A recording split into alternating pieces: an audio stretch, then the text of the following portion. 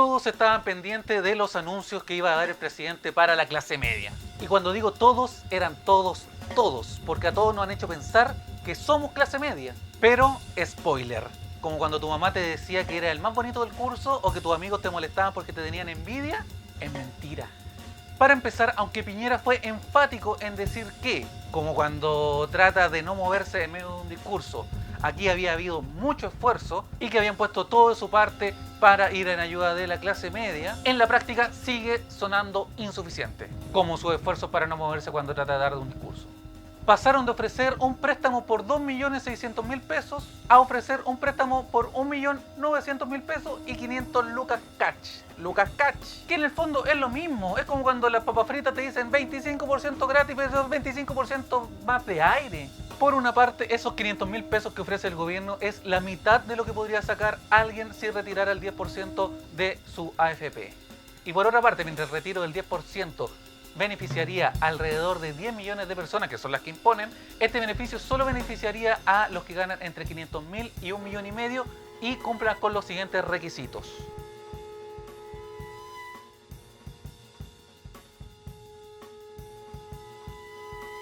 Todas las medidas que anunció Piñera vienen con letra chica, con harta letra chica, letra más chica que el ministro de Salud. Y como les decía, aunque a todos nos hicieron pensar que somos clase media, tal como cuando decimos, no, si esta calle es tranquila, 2 mallas, ahí se pone peligroso. Es pura ficción. Y un claro ejemplo de esto es que las medidas de la clase media van para la gente que gana entre 500.000 pesos y 1,5 millones, siendo que casi el 70% de la población trabajadora, los ocupados, ganan menos de 500.000 pesos. Poco esfuerzo de parte del gobierno. Mucho más esfuerzo se ha visto del otro lado de quienes tratan de ganar votos para aprobar el retiro del 10%. Más esfuerzo se ve de parte de Pamela Giles, que hasta su cuerpo le ofreció a Iván Moreira. Lo que no asegura nada porque sabemos que Iván Moreira es mucho más del catch. Más de 35 palitos para arriba, un rapado de la olla. Poco esfuerzo de parte del gobierno veo yo, porque, mira, si hablamos de esfuerzo, de un cambio, de una mejora, todo se anula cuando detrás tuyo está Pepa Hoffman.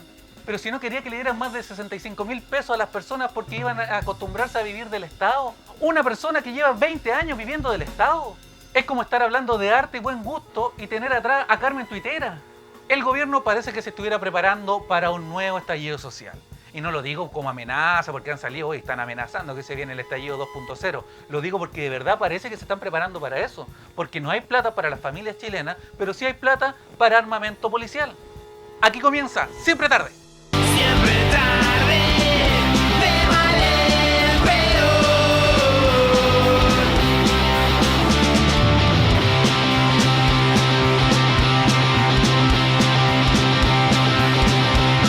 Bienvenidos a una nueva semana de Siempre Tarde. Esta fue una semana de desconfianzas, quiebres y traspiés dentro de la política. Aunque por primera vez desde su fundación esto no ocurrió en el Frente Amplio.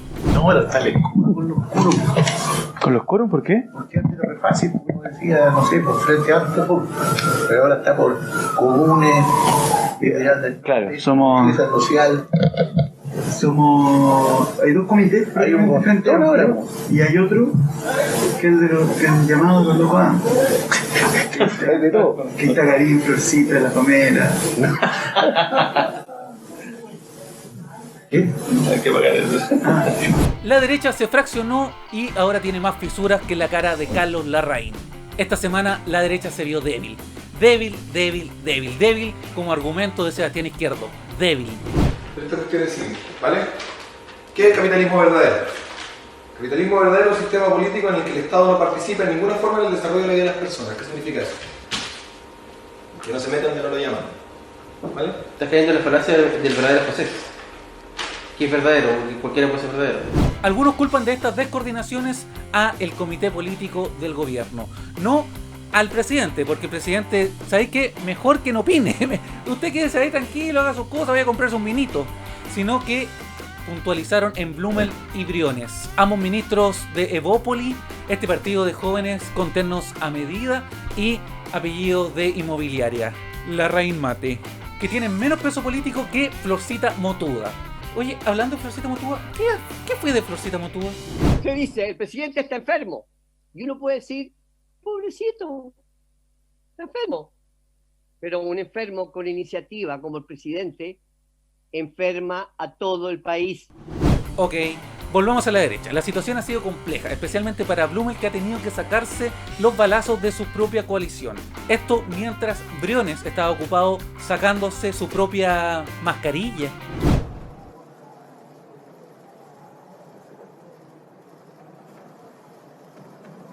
Ahí nomás. El problema es que con cada declaración de Blumel, la situación se complicaba más y más. La forma de ponerle paños fríos a la situación fue decir que la coalición iba a tener que ser más chica, más acotada. Lo que es raro porque ellos querían achicar el Estado y terminaron achicándose ellos mismos. Mientras tanto, Briones se enfrascaba en una ardua disputa con su mascarilla. ¿Lo puedes?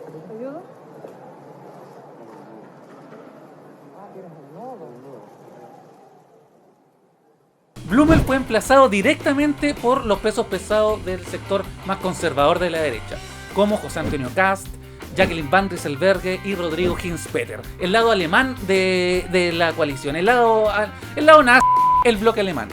A lo que el ministro respondió que en estos 9 meses le ha tocado un estallido social, una pandemia mundial y una recesión económica, que en otras palabras es, no me moleste por favor, todo chiquito. Pero por suerte el ministro Briones logró sacarse la mascarilla y dio unas importantes declaraciones. En noviembre del año pasado en nuestro país hubo un acuerdo constitucional, una hoja de ruta constitucional. La verdad es que nos parece que la oposición, al instalar un tema de garantías sociales, de sistemas previsionales, a través de cambios en la Constitución, de alguna manera lo que está haciendo es violar ese acuerdo, es romper ese acuerdo, es no respetar ese acuerdo que fue definido por los principales partidos políticos en noviembre del año pasado. O sea que según el ministro, si tu papá cuando eras chico te decía, oye, sácate buenas notas y vamos a ir a comernos un completito el fin de semana, significa que cagaste con agua del lunes hasta el sábado. Que alguien le ponga la mascarilla de nuevo, por favor. Están buscando cualquier pretexto para frenar la aprobación del retiro del 10% de las pensiones. Tanto así que un diputado de la propia coalición se desmayó en plena sesión por las presiones del gobierno. El señor Cristian Moreira. Situación que por lo menos para mí encuentro que es súper grave y que visibiliza algo que no le hemos puesto ojo. Y es que hay más de un Moreira en el Parlamento. Los únicos que se mostraron un poco más abiertos a la posibilidad de retirar el 10% fue un sector de RN. Tal vez porque ellos mismos también habían pedido eso el año 2002. O a lo mejor la gran derrota que ocurrió al tratar de frenar el retiro de las pensiones fue debido a que dejaron a Briones y a Blumel a cargo de esta situación. Briones, que por un lado se acaba de descubrir que fue parte del directorio de AFP Capital, y Blumel, por otro lado, que en el fondo, muy en el fondo, señor Blumel, usted sabe lo que quiere realmente. Pero mírenlo, si se veía tan feliz, tan campante, tan alegre, lozano, radiante, y ahora parece que lo hubiesen echado a la casa y llevara 4 meses viviendo en el auto. Ese caballero, por favor, sáquenlo de ahí, sal de ahí, Blumel. Blumel, sal de ahí, agarra tu guitarra y cumple tus sueños, Blumel. Cumple tus sueños. Ya volvemos con más de Siempre Tarde. Recuerden que si les ha gustado el programa, denle like, compartan este video, pongan su comentario buena onda. Y si no les ha gustado, ¿qué hace aquí? Ya llevamos como 7 capítulos, córtela, señor. Ahora vamos a hablar con un hombre de radio, un hombre que se maneja en el tema de los medios y que por eso vamos a hablar con él sobre la influencia que ha tenido los medios también en toda esta crisis interna de la derecha, en cómo se ha llevado la situación de la pandemia. Así que quiero que reciban con un fuerte aplauso al señor Jorge Lira. Estamos en Siempre Tarde junto a un hombre de radio, el señor Jorge Lira. Fuerte el aplauso, por favor. ¿Cómo están? ¿Cómo estás? Bien, ¿y tú cómo has estado? Bien, bien, todo bien. Aquí pasando la pandemia, como se dice. Esto de la pandemia, ¿eh? Todo el mundo dice esto de la pandemia. Esto de la pandemia que nos tiene adaptándonos constantemente, ¿no? ¿Cómo ha sido tu trabajo de radio en esta época donde todo es de cambio? Yo he tenido harta suerte porque puedo seguir viniendo a trabajar, digamos, porque como mi programa es en la noche, preferí no hacerlo en mi casa porque en las noches se sobrecarga mucho internet y se producen unos pestañeos que en realidad arriesgan un poco la performance del programa que hago en la noche. Entonces, para mí es más fácil venir, es mucho más fácil venir todos los días a la pega y obviamente con todos los recuerdos, no salgo en todo el día a la casa. Y cuando me vengo para acá, tipo 6:30, en realidad anda bastante poca gente. Y como aquí en la radio además está todo el mundo con teletrabajo, o 80% de la gente o más, como que no anda nadie. Entonces te diría que hoy día venir a la pega es más seguro que estar en mi casa. La mitad del día en la casa y la mitad del día en radio cooperativa, ¿no? Exactamente, sí, estoy todo el día en la casa, ahí hago mis cosas, qué sé yo, y después me vengo para acá y ya me instalo. Pero aquí, como te digo, está todo muy resguardado, hay alcohol gel por todas partes, hay que limpiarse los pies, hay que estar con mascarilla. Oye, Jorge, los medios se estaban adaptando con el tema de el estallido social, ¿cierto?, de octubre. Tuvo que haber una adaptación tanto en la televisión, en la radio, tocar otras temáticas, otros puntos de vista y todo. Y creo que antes de que se logren adaptar, viene la pandemia y es como claro, readaptarse. ¿Cómo has visto tú, tanto tu radio donde tú trabajas, como el panorama general? O sea, a ver, en términos informativos, evidentemente que lo del estallido social vino un poco a modificar las pautas y a tratar de ser lo más riguroso posible, porque evidentemente proliferaron durante el estallido social muchas fuentes informativas que no te voy a decir que son de dudosa procedencia, pero que en realidad no tienen tanta información como la que tiene un medio en términos de lo que significa el reposteo, que es ir hacia el lugar, en fin. Entonces, claro, había que ser súper riguroso en eso y recalcar siempre que efectivamente las fuentes son fidedignas y todo. Pero claro, y respecto de los temas que se empezaron a tocar en esos tiempos, claro, había que estar siempre ahí. Y en realidad yo no sé si hubo tanta adaptación en ese sentido, porque la información fluía por todas partes, y ese es como, o sea, un estallido social, para decirlo un movimiento social en general, es una especie de Lollapalooza para el periodismo, digamos, porque, claro, porque hay información por todas partes y hay que tratar de cubrirla toda, digamos. Entonces es súper apasionante para quienes les gusta esa área del periodismo, que es el periodismo, la cuestión más informativa. Pero la pandemia sí que generó un cambio, porque evidentemente había que tomar desde la parte más logística, como tomar resguardo, que los periodistas tuvieran que estar con estas varillas, con los micrófonos a distancia, estar con estos cubre rostros, con mascarillas, qué sé yo, por un lado. Y por otro lado, lo que significaba generar o construir esta idea del teletrabajo, que en realidad en radio no es tan nueva, pero sí es nueva en términos de lo que significa la cantidad de gente que tuvo que salir de aquí. O sea, en este lugar donde trabajan alrededor de, no sé, 60, 70 personas, hoy día hay 5 o 6, digamos, todo el día. Entonces, en ese sentido, claro, depender como de otros por lo que significa internet, por lo que significa, qué sé yo, la llegada a las fuentes, en fin, claramente ha sido como un desafío, digamos. Y en términos informativos, ni hablar. O sea, al comienzo, cuando había información por todas partes y por un lado se hablaba del carácter del ministro Mañalich, de las cifras, y aparecían otros periodistas como la Alejandra Matus, por ejemplo, que en base a datos refutaban muchas de esas informaciones.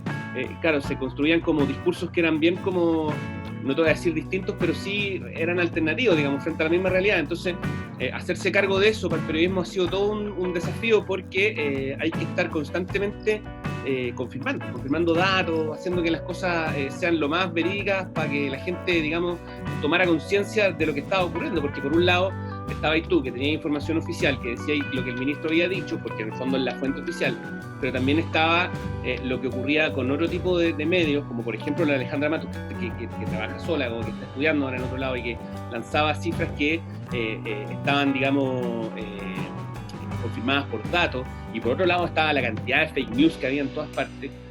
Claro, había como que ser mucho más riguroso y el mensaje tenía que ser mucho más potente, porque la situación no es tanto como, o sea, evidentemente hay gente que sí entiende desde el comienzo, pero también hay gente que al comienzo no le tomó el peso a esto, digamos, y está demostrado en otros países donde hay presidentes que se burlaron y se siguen burlando de esta cuestión. Se sigue burlando mientras, después de haber sido contagiado por COVID, siguen burlándose de la situación.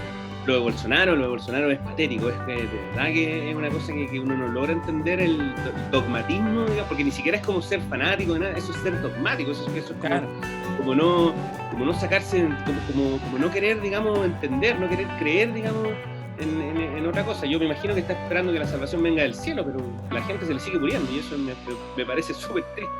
Oye, durante el programa, el capítulo de hoy, estuvimos hablando sobre la crisis interna que ha habido dentro de la derecha. ¿Tú crees que los medios tienen un rol dentro de eso, en el sentido de que, por ejemplo, tenemos 2, 3 diputados, senadores, todas las mañanas, en los matinales, en los programas de radio, dando su opinión constantemente, todos hablando del mismo tema, hace eso que a lo mejor esta crisis, que a lo mejor se hubiese resuelto dentro de 4 paredes, como se quiso hacer, por ejemplo, en esta sesión que hubo en el Parlamento, ¿no? Que se juntaron en la sala al lado a conversar. A lo mejor si se hubiese solucionado así, en cambio ahora como que uno lo ve al aire, o sea, ve a Jacqueline Barriselberg diciendo a Eric Olivera no sé qué cosa, después que la Erika que esto otro, Deportes diciendo otra cuestión. ¿La sobreexposición crees tú que le ha jugado un papel en contra o ha sido a favor? O sea, a mí lo primero que me llama la atención es a qué hora trabajan los alcaldes, a qué hora trabajan los parlamentarios que son capaces de estar 2 o 3 horas sentados, digamos, en un matinal desde su casa o donde sea. Eso me llama mucho la atención, porque finalmente esas discusiones deberían darse en el Congreso, creo yo, si para eso están. Claro. Y por otro lado, claro, lo de la exposición, a ver, por un lado sí está bien, digamos, que exista la mayor cantidad de opiniones y la mayor cantidad de fuentes de información, en este caso, que son los parlamentarios. Pero por otro lado también está claro que la elección que se hace tiene que ver con quién genera más rating, entre comillas. O sea, evidentemente, en el caso de los alcaldes, no sé, pues la alcaldesa de Providencia, Belín Matei, o el alcalde de Las Condes, Joaquín Lavín, genera mucho más rating que la alcaldesa de La Pintana, digamos, que es una heroína, digamos, en su trabajo. Y de hecho, me imagino yo que ella preferiría no estar en los matinales y sí trabajando como lo ha hecho siempre. Entonces, claro, o por ejemplo, que el alcalde Jadwe evidentemente genera mucho más, o tiene un discurso mucho más atractivo para la tele que otro tipo de alcalde. Y en el caso de los parlamentarios también, al final los que se van repitiendo son los que generan, como le decimos nosotros, cuñas más atractivas, digamos, para el lector o para el auditor en este caso, o para el televidente. Más cuñeros. Claro, ¿cachai? Entonces, eso también, o sea, eso es atractivo desde el punto de vista del medio. Pero desde el punto de vista político, por lo menos de uno que es observador, digamos, porque yo en realidad, al igual que toda la gente, yo estoy metido en una radio que es súper política, como la Cooperativa, o que cubre, digamos, la política de una manera súper importante, en términos del tamaño de la pauta. Igual yo hago un programa que no tiene nada que ver con eso, pero sí soy como un observador.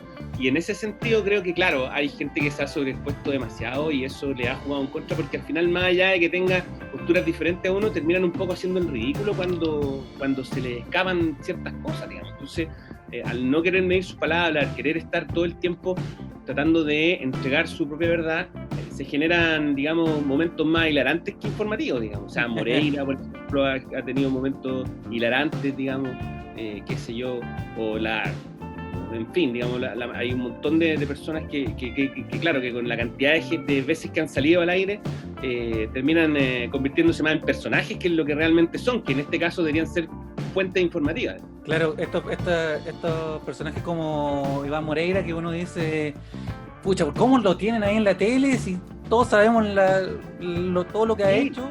Sí. Pero por otro lado uno dice, ¿sabéis qué? Déjenlo ahí nomás, porque no hace más un favor que los deja más a todos al final. O sea, en el buen sentido, digamos, o en el amplio sentido de la palabra, está divertido verlo en la tele, hablar de las cosas que dicen, digamos, porque uno no, como te digo, uno a veces no está de acuerdo, pero a veces las argumentaciones son ridículas, digamos. Entonces uno como que tiende a pensar que ahí es donde viene todo el tema el desprestigio, digamos, de la clase política, porque uno como que se termina enredando y dice, ¿por qué dijo esa weá? ¿Cachai? ¿Por qué dijo esto? Oye, Jorge, tú decías, tu programa no es muy político, tiene que ver más con cultura, con la música, con otras ramas artísticas, que es un área que también se ha visto muy golpeada con el tema del COVID, con la pandemia, con la cuarentena, con la falta de show en vivo, de espectáculos. ¿Cómo ves tú el panorama en ese ámbito? Que me imagino que has podido entrevistar, conversar con gente relacionada al área. Sí, ahí está súper peludo para todos en realidad. Yo como que... los músicos en general están, o sea, a ver, que se entienda bien, los músicos, entre comillas, están tranquilos porque ellos reciben por derechos de autor, no es mucho, pero siguen recibiendo. Si fueron precavidos, no han tenido tanto problema. Claro. Digo que todos, pero sí un buen número. Pero también en términos de lo que significa la expresión, lo que ellos hacen, ellos pueden, digamos, sentarse frente a un teléfono y hacer un concierto, frente a una pantalla, digamos, y hacer un concierto y deleitar a la gente y sacarla un poco, digamos, de la angustia. pero los que están alrededor de los músicos, Ajá. los técnicos, digamos, los iluminadores, la gente que trabaja con ellos, que hacen lo que yo digo, que son los que trabajan para que el músico se ponga frente al micrófono y haga un show bacán, eso sí que la están pasando súper mal, porque en el fondo su trabajo es súper precario. Como tú mismo dijiste, hay gente que vive de los shows, y si no hay shows, no reciben plata, ¿cachai? Y si bien uno cree que son hartos, no son tantos, porque se van repitiendo, digamos, en los distintos shows, festivales, en fin. Son gente que tiene una pega súper específica y que tiene una calidad altísima, pero claro, si no hay cómo hacerlo, digamos, se van perdiendo y se van desencantando, y muchos se van reconvirtiendo y se terminan dedicando a otra cosa, por mucha pasión y corazón que le tengan a la música. Lo mismo he cachado con los comediantes, que más allá incluso de poder sentarse frente a un micrófono o a un teléfono en este caso para hacer un show, para hacer una rutina, en fin, me imagino que la gente que está alrededor de ellos también la está pasando pésimo. Entonces no es tan fácil como ellos van a salir. Ellos han reclamado mucho que el Estado los ha dejado un poco botados porque no los considera pyme, básicamente. Claro, están en un limbo que no... Muy claro, los músicos, los comediantes, los artistas son una pyme, ¿cachai? Ellos generan recursos a partir de su trabajo, y si no trabajan no generan recursos, entonces están como fuera, digamos. Entiendo que hay algunos fondos que se han reorientado, pero siguen siendo concursables, y eso nunca es bueno. Pero sí se han hecho varias iniciativas. Nosotros mismos acá en la radio transmitimos un show que organizaron los managers de los músicos para ir en ayuda de los ¿cómo se llama? De los técnicos y de todos los técnicos. Claro, y de los músicos de sesión, en fin. Y uno aporta desde ese punto de vista, desde esa perspectiva. Lo mismo, insisto, con los comediantes, también ha habido shows, hemos conversado con algunos acá respecto de esos shows que en el fondo tienen como un doble objetivo. Por un lado, digamos, hacer rutinas, tratar de que la gente se ría un rato, digamos, o reflexione, y por otro lado generar algún tipo de recurso que les sirva, digamos. Yo no me atrevería a decir que está tan cerca que esto se solucione en el caso específico de los artistas o de la gente que trabaja en el mundo del espectáculo, porque ¿cómo se llama? Porque no sabemos cuándo van a volver esos shows, digamos. O sea, yo no sé cómo han resultado los shows que se han sido pagados a través de internet, digamos. No tengo idea si han sido exitosos o no, los pocos que se han hecho. Pero tengo la impresión de que para ellos va a ser súper duro. Yo me imagino que, o sea, y yo esperaría que en el futuro próximo alguien tome una iniciativa, yo sé que se han juntado la SCD, qué sé yo, los músicos, los managers, con gente, con parlamentarios y todo, pero no están ni en la primera, ni en la segunda, ni en la tercera línea de prioridades. Claro, sí, todavía está el debate de la clase media como general, cómo va a llegar a... Ya, ahora sentémonos a hablar de los roadies. Claro, no, sí. O sea, es como cuando discutían la ley de la música, chilena, que, o sea, cuando pasaba el otro día que este diputado por Arica, creo que era, no me acuerdo el apellido, decía que cómo se podían dar plata a una banda que se llamaba Cómo asesinar a Felipes. Claro. Porque el nombre que hablaba porque el nombre en el fondo hacía, digamos, apología del asesinato, que era una acción, que no sé qué. Pero ¿por qué? ¿Por qué pasa eso? Y en el fondo ellos lo solucionaron súper bien. O sea, allí mismo nosotros dijimos, a ver, para que usted sepa, esta banda tiene más de 13 años, nosotros no ha aparecido, hace una música que es bien atractiva, no es muy masiva, pero es muy atractiva. Afuera de Chile los conocen harto, trabajan con gallos importantes, en fin. Pero ese tipo de comentarios te hacen pensar que efectivamente para la gente del arte, en este caso los músicos, los actores, los comediantes, en fin, está súper difícil porque nadie los va a tomar en serio. Claro, de hecho, como anécdota, bueno, yo soy de Arica, entonces este diputado, que bueno, más de una se ha pegado, pero me da risa porque, bueno, en los 2 últimos años se han hecho más cosas culturales en Arica, pero antes de eso era muy poco lo que se hacía, y una de las pocas instancias que habían era el festival de jazz que se hacía en Arica, y cómo asesinar a Felipe era un plato ahí obligado en ese festival. Entonces hay una historia, o sea, ni siquiera está al tanto de las cosas que se hacen en la región. Claro, no, y dice que hasta los hijos lo retaron, porque ¿por qué había dicho eso? ¿Sí? Finalmente el tipo se disculpó y todo, pero no cambia pero en ese sentido no cambia su posición. Claro, la desconexión que hay con la cultura, ¿no?